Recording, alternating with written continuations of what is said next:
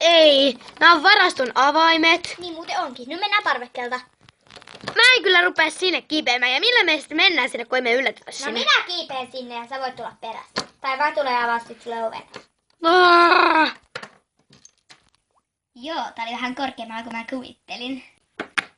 No mähän sanoin, miten me sinne päästään. Ai, et se kyllä pysty. No niin, mä tiedän kyllä. Mä tiedän. Etkä tiedä. Sä niinku nostat auton jostain taivaista. Näin. Tuu avaa mulle ovi, mä en kyllä tosta mene. Ja. Missä sä olet? Sun piti tulla avaan mulle ovi. Voi että ihan oikeesti. Hitsi täältä salannosta löytyy. Niin mä yritin oven avata. No, kai se pärjää. Vitsi täältä salannosta löytyy ihania vaatteet. Oho, että no ehkä mä kuitenkin nyt menen avaamaan. Tai mä voisin eka käydä vessassa. Ihan oikeesti. Meidän piti mennä sinne elokuviinkin ihan kohta. Itse asiassa kello on 10:30 yöllä. Mut miten täällä on ne valot? Ei kun katuvalot voi kakka. Ai moi, nyt avaa ovi hei. Oikeesti, kuulet sä mua? Mene vessaan.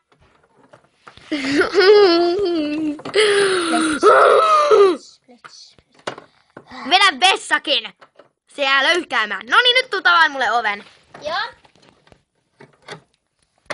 Täytyy vaihtaa vaatteet. Ei kun on nyt. Kohta mennään elokuvaan.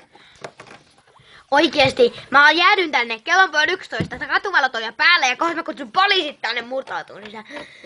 Kutsupa. Oho, vähän huone. Oikeesti, tuu avaamaan mulle nyt se ovi. Joo. Tsk, mikä tsk? Eihän se ovi avaudu noin. Sun pitää vääntää se auki. Näin. Kiitos. Ja ei kai haittaa, että mä ostin sun rahalla parista juttua Zalandosta. Moikka! Vois ottaa kauneusunet. Me lähdetään.